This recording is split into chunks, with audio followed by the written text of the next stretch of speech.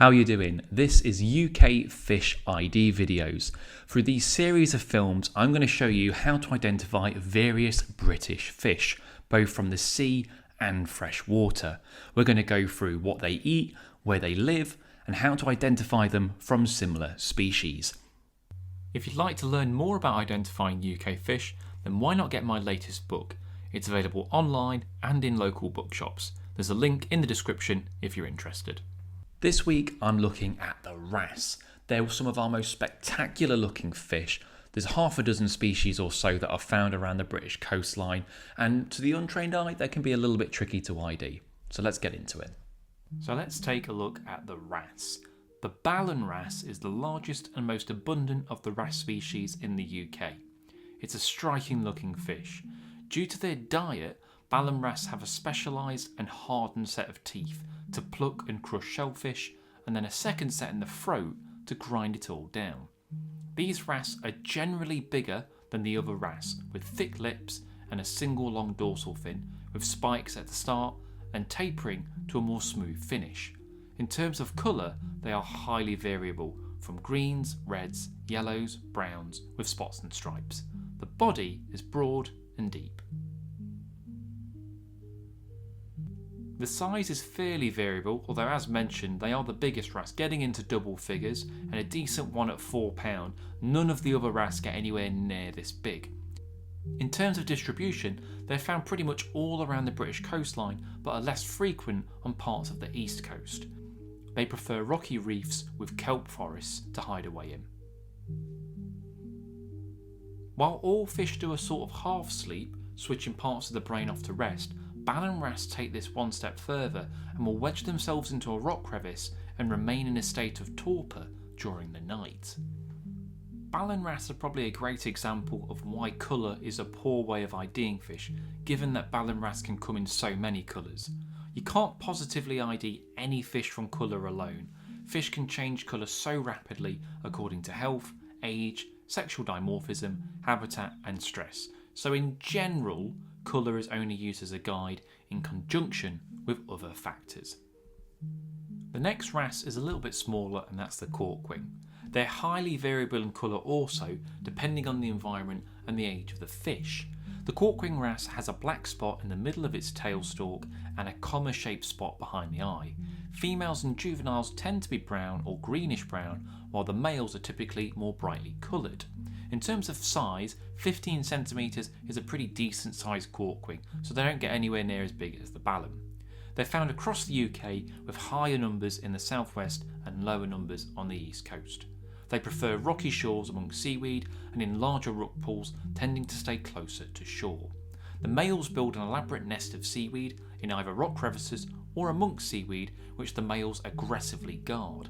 Some younger Corkwing males will take on the colours of a female and sneak in the nest to try and breed with females already there. The wrasse that you're most likely to confuse a Corkwing with is the Baillons wrasse. Now I'm saying that very carefully because I don't mean the Ballan wrasse, which we've previously talked about. It's the Baillons wrasse. It's a completely different species. They're quite similar to the Corkwing wrasse, with mottled brown coloration and a distinct banding on the Baillon's flank. There is some iridescent blue and yellow coloration about the head, but it's not as pronounced as on the male Corkwing. The front of the gill cover has a serrated edge, and the defining feature of this wrasse is the coloration of the fins, which are unmistakably reddy pink. They also have a spot on the dorsal fin, which typically Corkwings don't have. They get to around 10 centimetres, so slightly smaller than Corkwings as well. It has a limited distribution, found in a few sites on the south coast of England where it can be locally abundant. It's often found near seagrass beds and in rocky areas. Our next wrasse is arguably the best looking fish in the UK, the Cuckoo wrasse. The male has blue to purple markings on the head and body over a background which can vary from yellow to orange and green. The females are more subdued, and they tend to have an overall reddish orange with a black line on the dorsal towards the tail, broken up by lighter spots. The fins may also have a blue border. Immature males have a similar colouring to the female, but without the dorsal markings. The Cuckoo wrasse is streamlined with a pointed head and protruding mouth, which contains its teeth. They can get up to 30 centimetres, so they're bigger than most other wrasse, with only the Ballan wrasse being bigger than they are. Its distribution is found all over the British Isles, though it's mostly absent from the east coast, and it prefers vegetated areas with plenty of rocky ground, generally in deeper water than other wrasse. All cuckoo wrasse start life as females. They are protogynous hermaphrodites, I had to say that very slowly, meaning they can change to males when there is a need. There is normally a single dominant male on the reef, and if he dies, the most senior female will change sex and become the top male. So given their long shape and extravagant colours, cuckoo wrasse are unlikely to be confused with most other wrasse. From one of the biggest wrasse to one of the smallest wrasse now, the Goldsinny. Goldsinny have a fairly slender body with an angled head and a comparatively large mouth. Its colour tends to be reddish or orangey brown with a dark spot towards the front of the dorsal fin and on the upper surface of the root of the tail. They only get to around 10 centimetres long, but they're generally smaller than this. The distribution is found across the UK, though largely absent from the east coast of Britain. They like rocky ground with lots of hiding places and plenty of weed growth. Males defend nesting territories by displaying to each other with the mouths wide open facing each other. If this fails, they launch into an attack, taking bite-sized chunks out of each other until one submits. Goldsinnies are also a cleaner fish and will remove parasites from larger fish. The Goldsinny will post up near a large rock and a client fish will come by, presenting its side to be cleaned as a sign it won't hurt the wrasse. The Goldsinny then swims up and devours any external parasites. The next one is the rock cook. These can be striking looking wrasse with two distinct features separating them from other wrasse species. One is the small mouth, earning them the other name, the smallmouth wrasse, and the other is the dark bar across the tail fin. The colour is reddish brown with greenish yellow, and in the summer males will take on a stunning blue hue. They can get up to 12 centimetres, but they're generally a little bit smaller than this. Like many wrasse, it's widely found across the UK, but is not common on the east coast of England. It prefers rocky ground and is fringed with eelgrass or seaweeds. It's generally not a deep water fish. Like Goldsinny, it's also a cleaner fish and will take parasites off large fish. The next wrasse is not commonly encountered, and that's the scale-rayed wrasse. They've got an elongated body and is usually reddish brown with a lighter belly. They've got a dark spot on the upper part between the dorsal fin and the tail, and at the end of the spiny part of the dorsal fin. They have a distinct brown lateral line, and it makes a sharp bend near the tail fin. No other UK wrasse has this.